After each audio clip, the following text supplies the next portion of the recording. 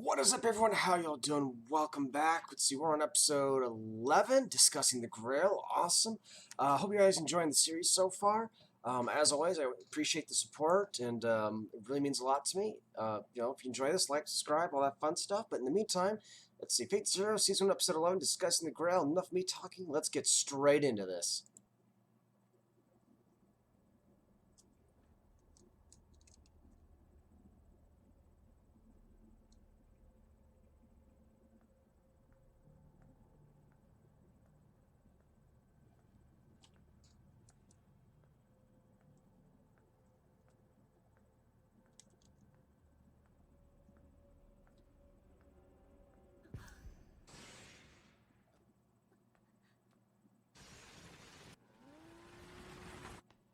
Can't say I saw that one coming.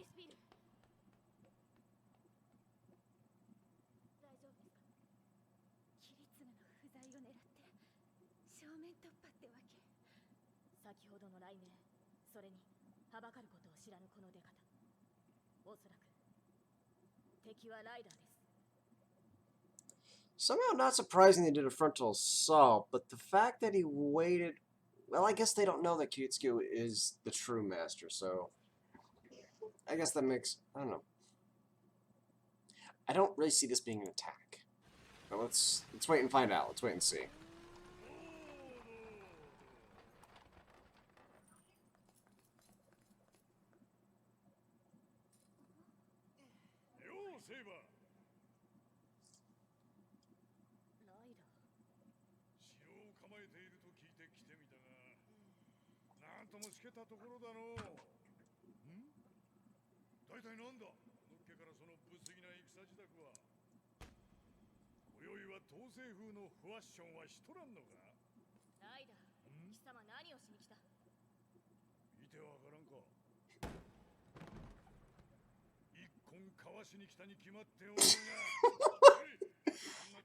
That somehow doesn't surprise me at all.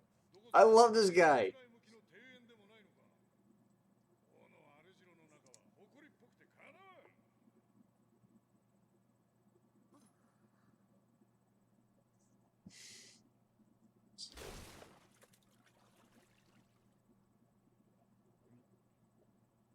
Don't get a splinter.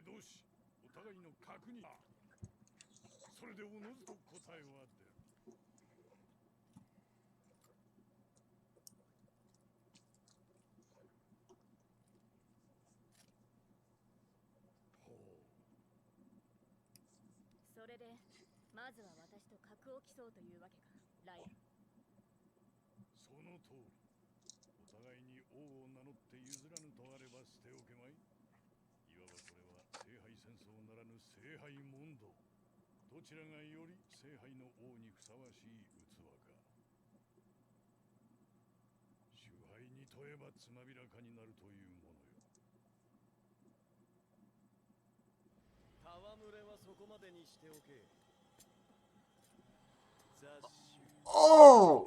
Well, that's unexpected.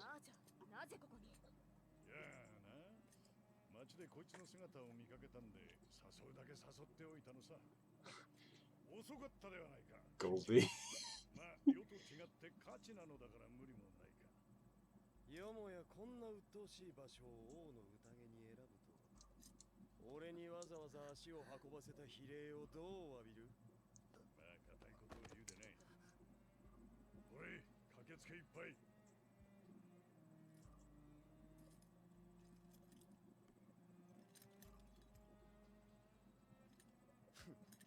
なんだこの安酒は。こんなもので本当に英雄の格が測れるとでも思ったか？そうか？この土地の市場で仕入れたうちじゃ、こいつはなかなかの一品だぞ。そう思うのは、お前が本当の酒というものを知らぬからだ。This is me.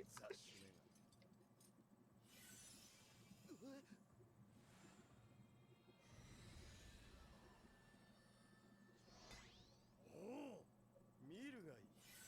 思い知れ。これが王の酒というものだ。 Oh, I love where this is going. 俺は頂上。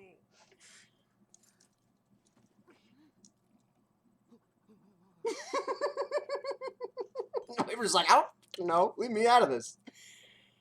Oh. 酒も剣も我が宝物庫には至高の財しかありえない。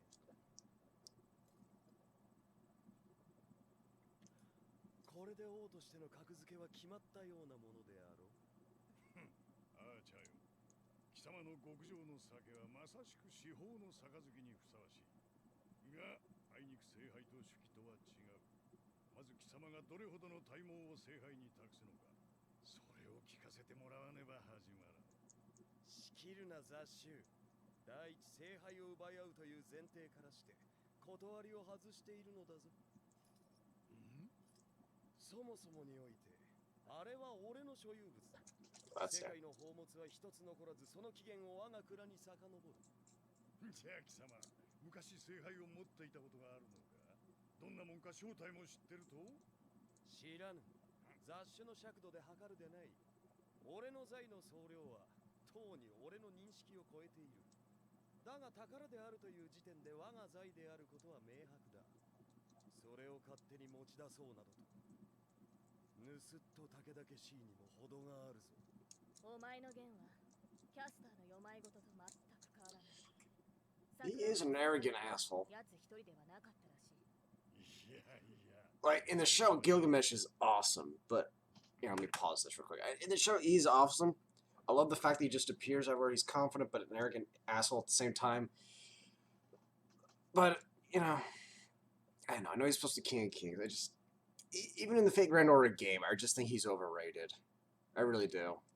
I like him and I hate him at the same time. Just... But this is definitely, じゃあ何かじゃ。聖杯が欲しければ貴様の承諾さえ得られればよいと。しかり。だがお前らごとき雑種に俺が宝章を使わす理由はどこにもない。貴様、もしかしてケチか。たわけ。俺の恩情に預かるべきは俺の進化と民だけだ。故にライダー、お前が俺の元に下るというなら、杯の一つや二ついつでも可視してやってよい。そりゃできんそうなんだわな。でもなあちゃん、貴様別段聖杯が惜しいってわけでもないんだろ。無論だ。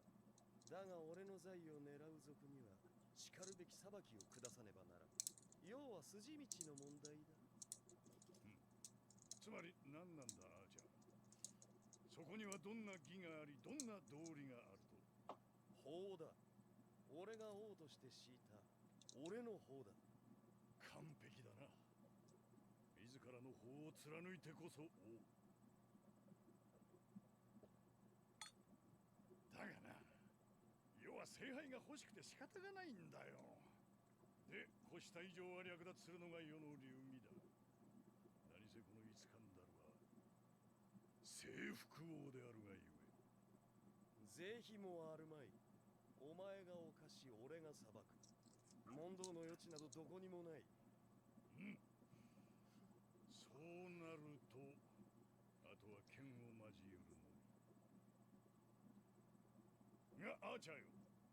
ともかくこの酒は飲み切ってしまわんか。殺し合うだけなら後でもできる。当然だ。それとも貴様、まさか俺の振る舞った酒をないがしろにする気でいたのか。冗談ではない。これだけの美酒を捨ておけるものか。征服王よ。お前は聖杯の正しい所有権が他人にあるものと認めた上で、なおかつそれを力で奪うのか。そうまでして聖杯に何を求める。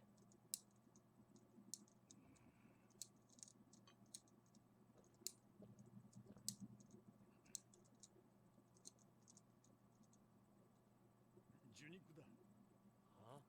ははあ、お前、望みは世界征服だった術は。 Oh, shit. Oh. 世界を取らせてどうする。征服は己自身に託す夢。聖杯に託すのはあくまでもそのための第一歩だ。雑種、よもやそのようなさじのためにこの俺に挑むのか。いくら魔力で限界してるとはいえ、所詮我らはサーバント。世は転生したこの世界に一個の命として根を下ろしたい。体一つの我を張って天と地に向かい合う。それが征服という行いのすべて。そのように開始し推し進め、成し遂げてこその我が波動なのだ。決めたぞライダー。貴様はこの俺が手ずから殺す。今さら念を押すこともなかろうて。世もな、貴様の宝物ことやらを奪い尽くす気でおるから覚悟しておる。そんなものは王のあり方ではない。では貴様の懐の内聞かせてもらおうか。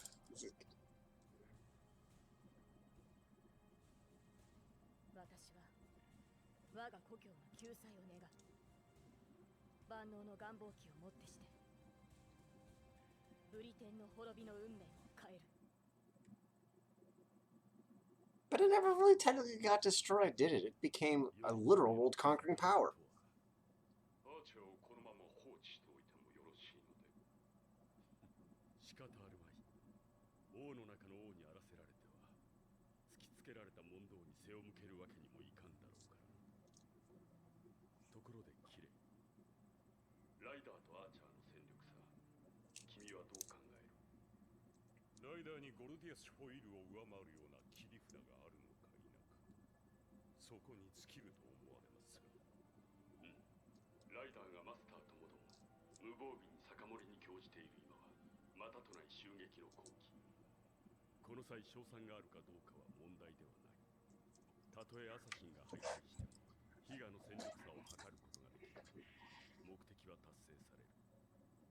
この辺りで一つ仕掛けてみる手もあるかもな。キレ、いいぞもあります。すべてのアサシンを呼び寄せるのに10分ほどかかるかと。よし、号令を発したまえ。大博打ではあるが幸いにして我々が失うものは何もない。キレ、レイジをもってアサシンへ命じよ。犠牲をいとわず勝利せよとな。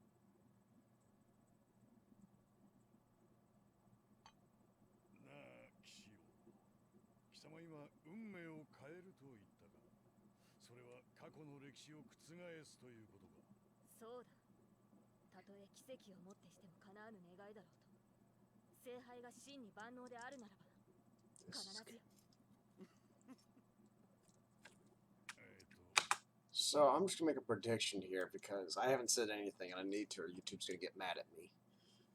Are we about to have an absolute battle royale showdown between Assassin, Rider, Archer, and Saber, or is it gonna be... Well, let's face it, Archer's probably just gonna bow and go, not worth my time. So that leaves Saber and Rider versus all 99 Assassins who have been given the command to be victorious no matter what. Oh, I want to see that. That'll be friggin' awesome. Please let that happen. 確かめておくが、そのブリテンとかいう国が滅んだというのは貴様の時代の話であろう。貴様の知性であったのであろう。そうだ。だからこそ私は許せない。だからこそ悔やむのだ。あの結末を変えたいのだ。他でもない。私の席であるがゆえに。あーちゃん、何がおかしい？自ら王を名乗り、皆から王と称えられて、そんな輩が悔やむだとこれが笑わずにいられるか。セイバー、Hey. 貴様よりにもよって自らが歴史に刻んだ行いを否定するというのか。そうとも。なぜいぶかる？なぜ笑う？剣を預かり神明を捧げた故国が滅んだのだ。それを悼むのがどうしておかしい？おいおい、聞いたかライダー。この騎士王と名乗る小娘はよりにもよって故国に神明を捧げたのだとさ。笑われる筋合いがどこにある？ Yeah, why is that funny? 王たるものならば身を挺して治める国の繁栄を願うはず。いや違う。王が捧げるのではない。国が、民草が、その神明を王に捧げるのだ。断じてその逆ではない。何を。それは暴君の知性ではないか。しかり。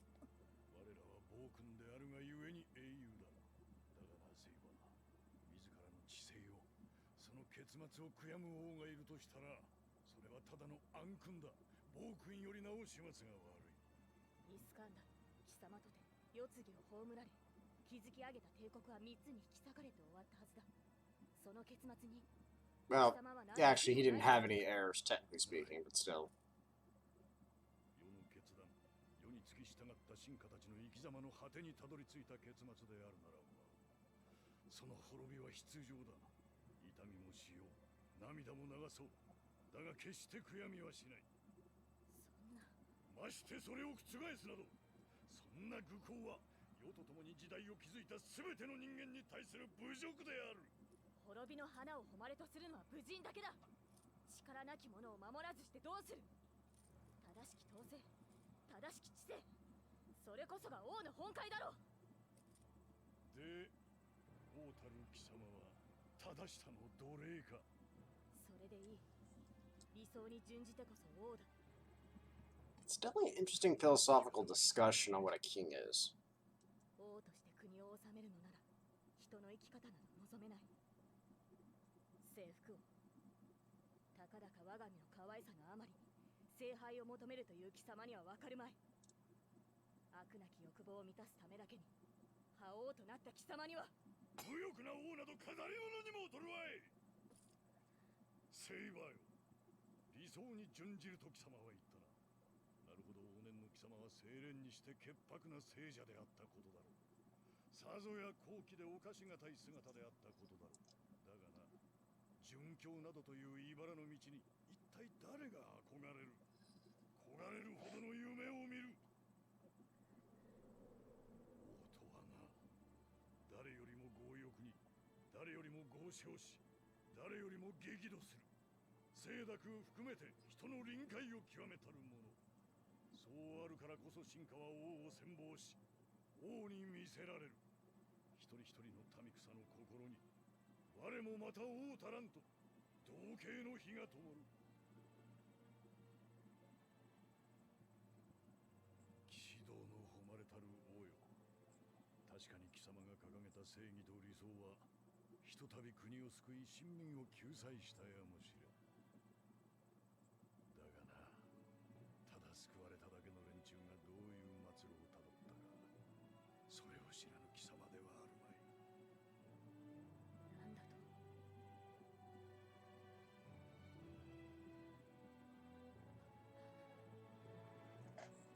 Oh, I didn't quite catch that. なんだと。だがな、確かに貴様が掲げた正義と理想は、ひとたび国を救い臣民を救済したやもしれん。だがな、ただ救われただけの連中がどういう末路をたどったか、それを知らぬ貴様ではあるまい。なんだと。 Okay.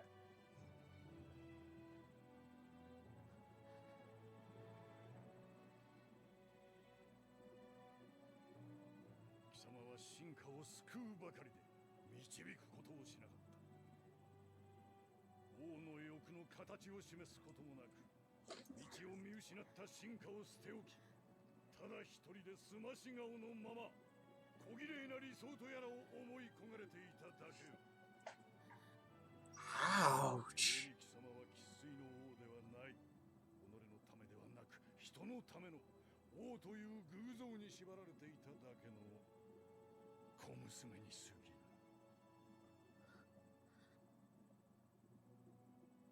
Battle, come on. 私は。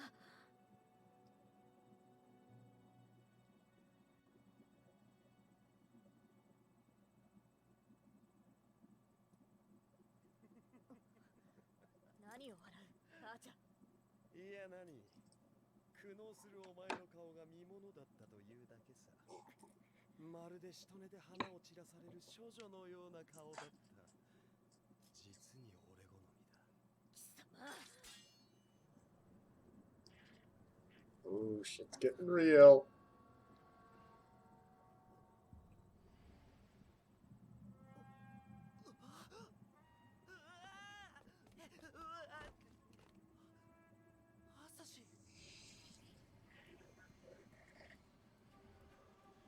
I think that defeats the purpose of being an assassin if you just do that. これは貴様の計らいか金ピカ。時よりねゲスな真似を。むちゃくちゃだ。なんでアサシンばっかり次から次へと。我らは分断された子。軍にして子のサーバント。されど子にして軍の影。多重人格の英霊が自我の数だけ実体化しているのか。ライダーなおい。こらこら坊主、そう答えるでない。宴の客を偶する度量でも王の器は問われるのだぞ。あんなやつばらまでも宴に迎え入れるのか制服を。当然だ。王の言葉は万民に向けて発するもの。わざわざ傾聴しに来たものならば敵も味方もありません。さあ遠慮はいらぬ。共に語ろうという者はここに来て杯を取れ。この酒は貴様らの血とともにある。 Oh no! You just spilled. この酒は貴様らの血と言ったはず。あえてぶちまけたいというならば、ぜひも。 Oh, that was good. Spilled their own blood in that sense.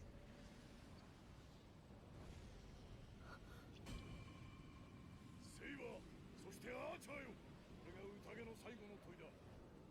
その王とはここをなるや否や。王ならばここであるしかない。ダメだな。全くもって分かっておらん。そんな貴様らには世が今ここで王たる者の姿を見せつけてやらねばなるまいて。 Does a king stand alone? Are we gonna see his noble phantasm?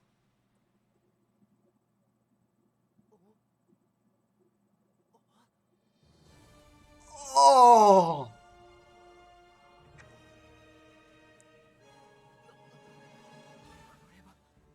こういう結界ですって。そんなバカな Reality 小風景の具現化だなんて。 Sands of Persia. 軍勢が駆け抜けた大地。世と苦楽を共にした勇者たちが等しく心に焼き付けた景色だ。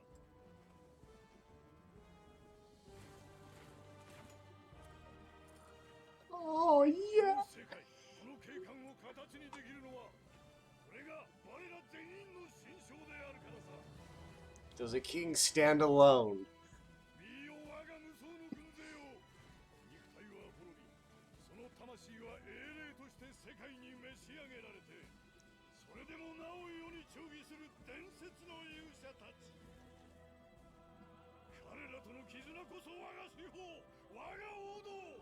イスカンダルたる世が誇る最強宝具、アイオニオンヘタイロインなり。 Ionia, I believe, is like Ionia. The Hattori part, I'm not sure. 一騎はサーバントだ。 久しいな。 Those who don't know, the Ionian Peninsula is Greece, Macedonia, all that, and Alexander the Great is Macedonian. Just saying. 王とは誰よりも鮮烈に生き、諸人を見せる姿を指す言葉。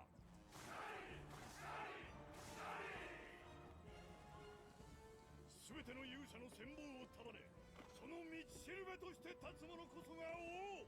ゆえに王とは孤高にあらず、その意志はすべての臣民の志の総賛たるがゆえに。さて、では始めるか、アサシンよ。我らがご紹介した戦場は平野。あいにくだが数で勝るこちらに地の利はあるぞ。蹂躙せよ。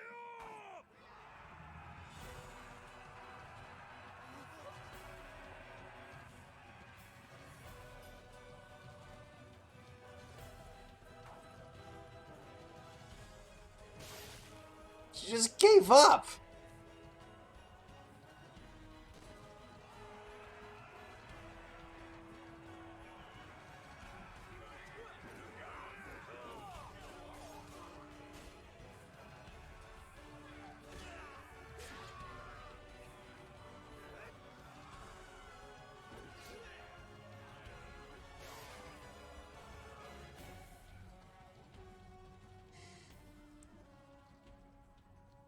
Oh, that is way epicer than I imagined. I don't know if epicer is a real word, but we're using it.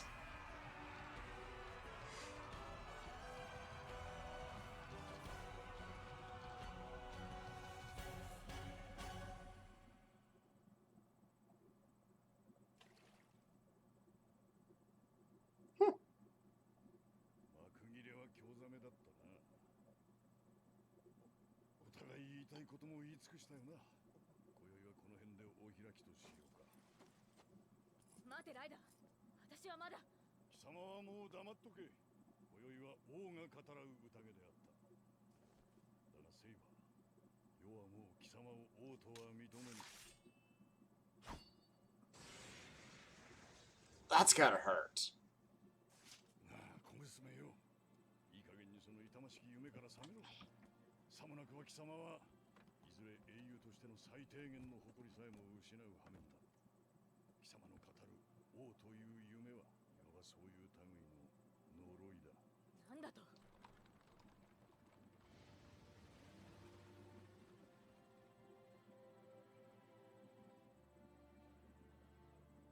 耳を傾ける必要はないぞセイバー。お前は正しい。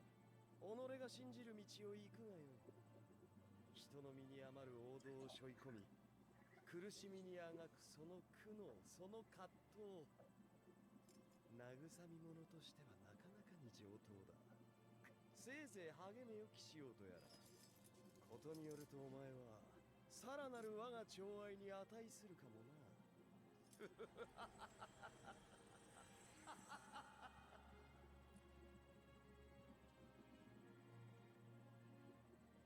イバー、思い出したのです。アーサー王は人の気持ちがわからないと言い残して、かつてキャメロットを去った騎士がいたことを。もしかしたら Mordred? 円卓に集まった騎士たちの誰もが抱いていたこと。 Lancelot, maybe? I don't know. Does anyone know which knight she's referring to? Well, that was definitely an awesome episode. I love that. That was...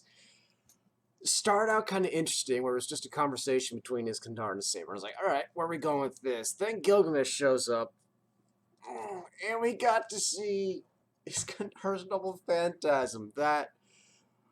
I mean, when the assassins were given the order to go win at all costs, I thought we were going to have a battle royale in the courtyard. I was not really expecting that. That was awesome. But it's also interesting to see the philosophical side of things that took place. The conversation, that was interesting insight into what... I'm just going to call him Alexander because it's easier to pronounce. But Alexander saw or sees as a king and no longer even recognizes Saber as a king. And yet Gilgamesh, who technically doesn't recognize anyone else as anything but below him, still, I guess in his own way, recognizes her as a king? Interesting. Based on the conversation we just had, what do you all think? Do you think Arthur should be recognized as a king, or do you think she's following a pipe dream, so to speak? Because, I mean, I'm not really familiar with the King Arthur mythos. I know, obviously, he, she, will refer to she in this sense, pulled the sword from the stone. Let's see. Merlin was her advisor, or mentor, or whatever, I believe so, but I'm thinking...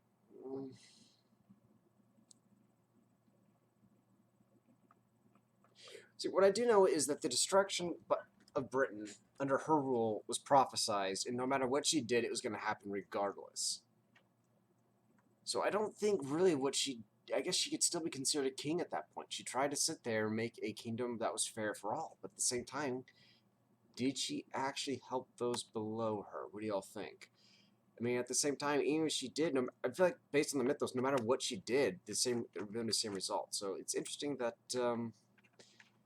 that she feels responsible, because she literally feels responsible that she couldn't stop fate. I don't know. So do you all think she would still be considered a king? Do you agree with Alexander on this, that she's not, or should not be recognized as one yet until she can come to grips, I guess, with what happened and maybe accept different points of view? There's a lot of philosophical questions going on there with that one. But once again, I got so absorbed in it, I forgot to take notes. I think I'm just going to stop with the attempt at taking notes and just see what I remember at the end. Because usually if I remember something at the end, that's probably what stuck out the most to me. But, yeah, once again, we didn't see a whole lot of Gilgamesh doing anything. Just kind of sat there and looked smug. I'm really waiting for him to actually do something. I want to see him fight. I want another episode that we had at the dockyards. Another one of those. We saw Gilgamesh fight. That was, although it could hardly be a fight, but still. I want to see Zircon and Gilgamesh go at it again. I hope that happens soon. I'm wondering if Arthur will ever change Alexander's mind. So many questions. Overall, love this episode. It was a good one. I liked it. I haven't actually come across any episodes that I don't like so far. Yeah. Just got nothing.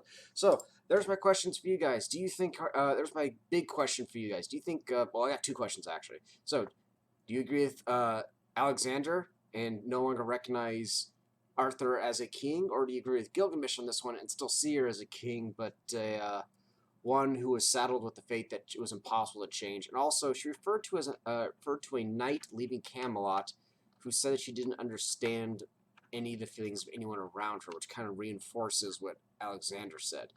Do you know which knight that was? I mean, the first things that came to mind is Lancelot. Mostly because he had an affair with Arthur's husband. How does that work? Anyways, had an affair with his wife. So I'm wondering if it was him, maybe, or Mordred, perhaps. My guess is either Lancelot or Mordred. But if someone who knows the answer could let me know, that'd be great. But in the meantime, if you enjoy this episode, like, subscribe, all that fun stuff. You know, leave a comment down below letting me know what you liked or disliked to make it do better, answer any questions, anything like that, or just, just saying hi, whatever. Let's see. Links to my Discord and Twitch will be in the description. That's it for this episode. So in the meantime, y'all take care. Hope you had yourselves a wonderful time, and I'll see y'all in the next episode.